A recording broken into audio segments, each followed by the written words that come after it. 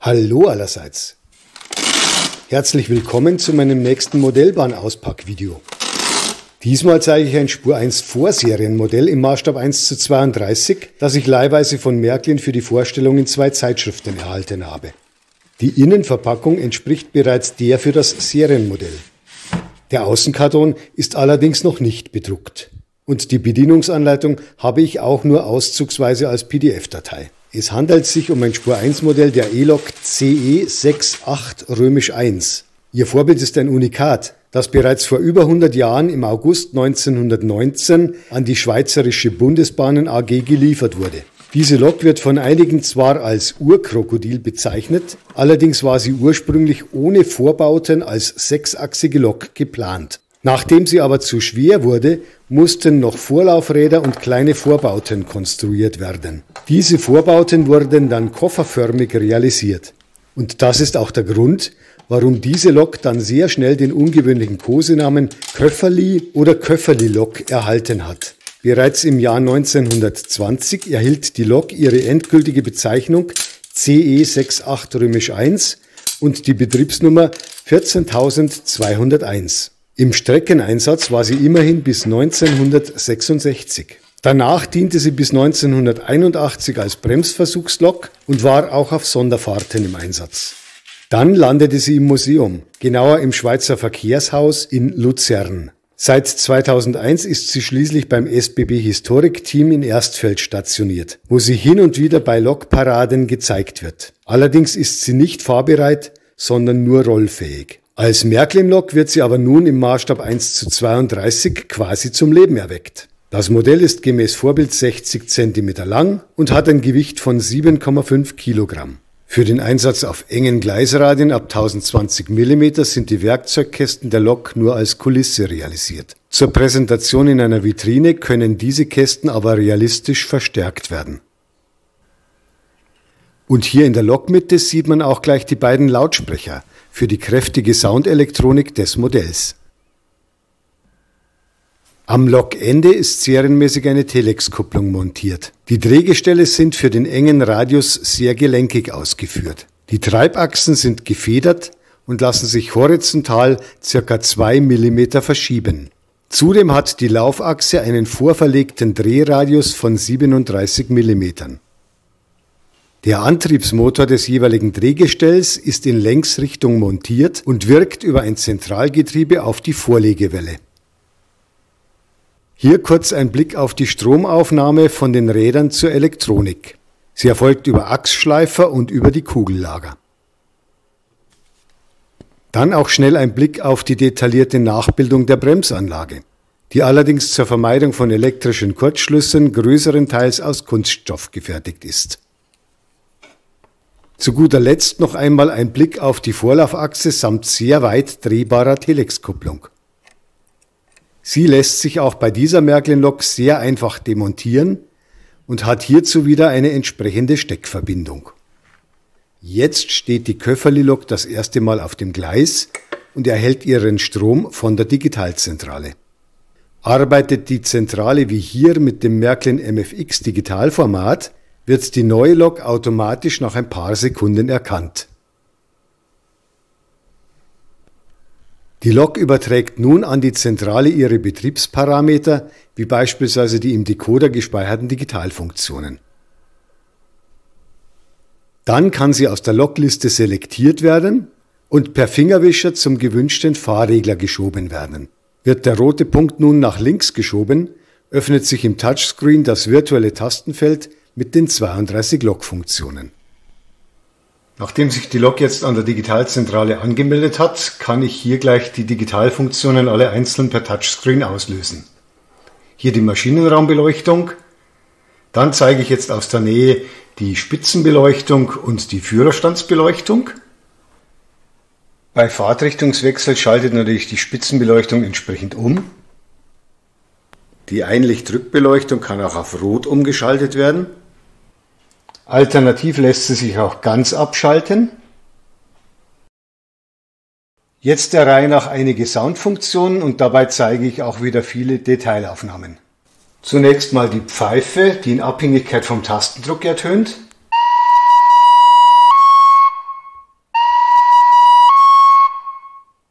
das Sanden, Druckluft ablassen, der Sound des Hauptschalters, eine Ölpumpe,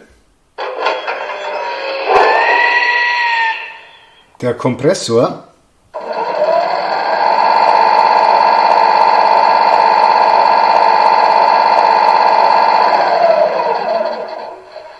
ein Rangierpfiff, der Sound von den Lüftern,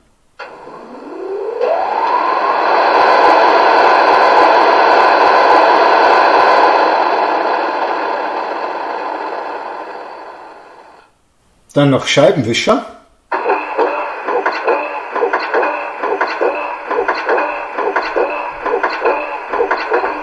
das Tachotickern, die Führerstandstüre, typische Bahnhofsumgebungsgeräusche,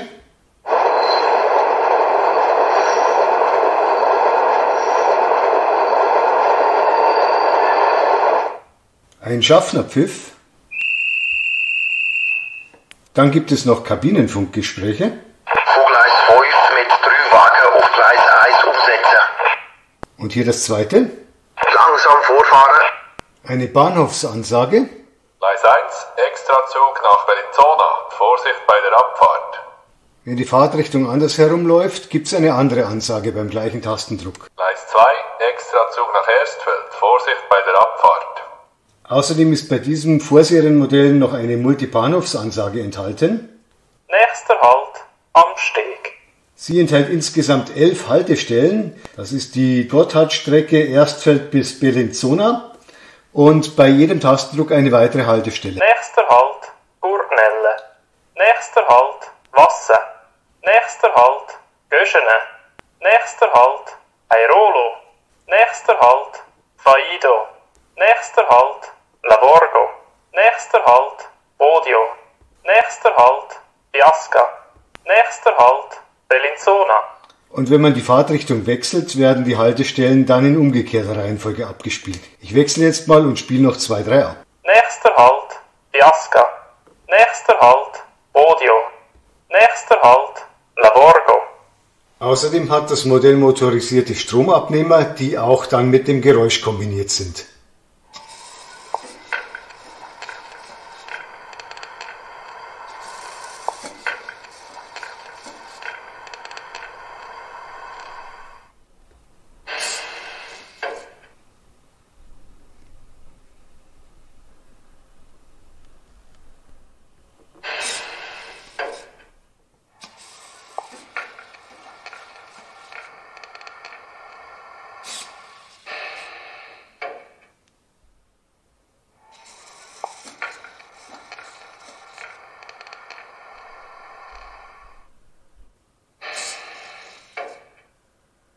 Und schließlich hat auch dieses Modell wieder am hinteren Lokende eine Telex-Kupplung montiert, die ebenfalls mit Geräusch kombiniert ist.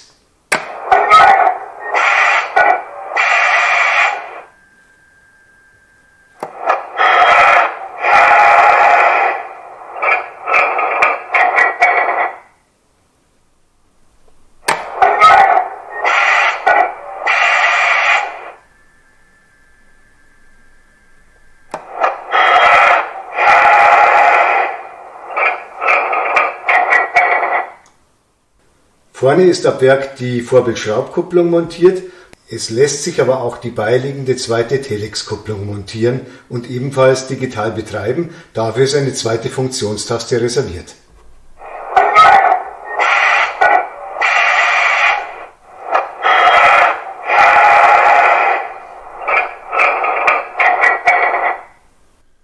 Die weiteren Sounds zeige ich jetzt am besten auf einem Rollenprüfstand. Jetzt schalte ich mal das Fahrgeräusch ein.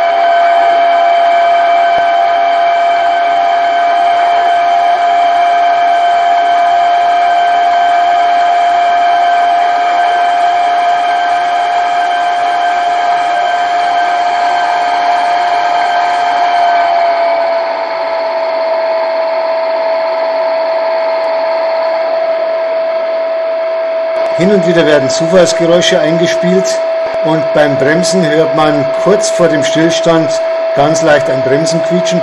Das kann man aber auch elektronisch abschalten.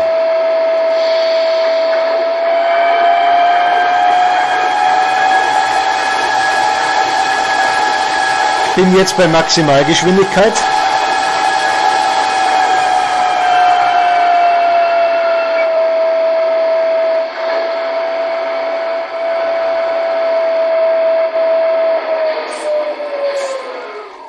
Beim Serienmodell sollen noch Schienenstoßgeräusche während der Fahrt zuschaltbar sein und zudem soll es auch eine gesprochene Vorbildinformation geben.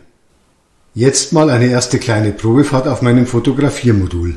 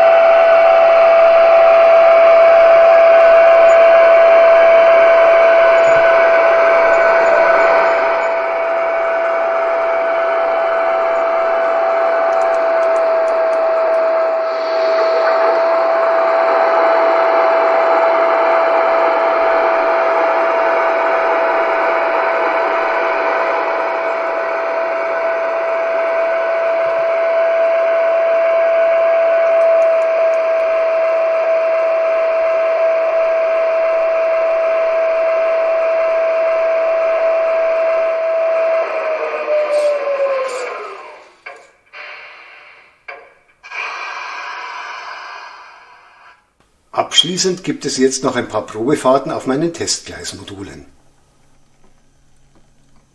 Zunächst zeige ich mal die Lok in der niedrigsten Fahrstufe durch 2 Weichen mit 1020 mm Radius. Und man sieht, dass dieses Modell trotz 60 cm Länge das gut bewerkstelligt. In dieser Fahrstufe braucht das Vorserienmodell der Lok übrigens für 1 Meter 47 Sekunden. Das entspricht maßstäblich umgerechnet knapp 2,5 Stundenkilometer beim Vorbild.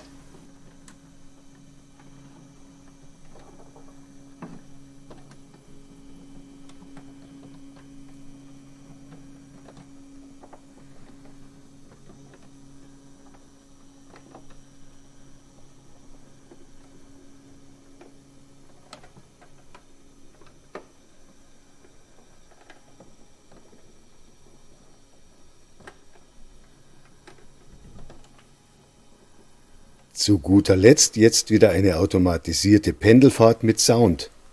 Auch diese habe ich wieder auf der Central Station 3 von Märklin als Ereignisabfolge zusammengestellt und gespeichert.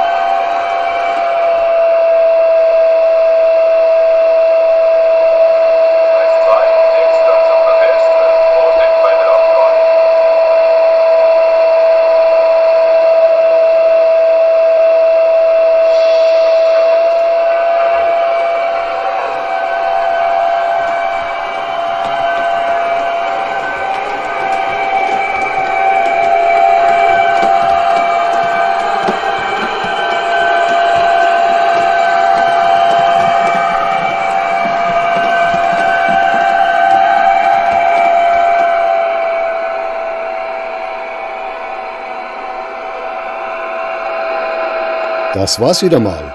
Ich hoffe, dass Ihnen mein Auspackvideo dieses Märklin-Vorserienmodells der Schweizer Köfferli-Lok im Maßstab 1:32 Spaß gemacht hat. Servus, bis zum nächsten Mal. Ihr Peter Pernsteiner.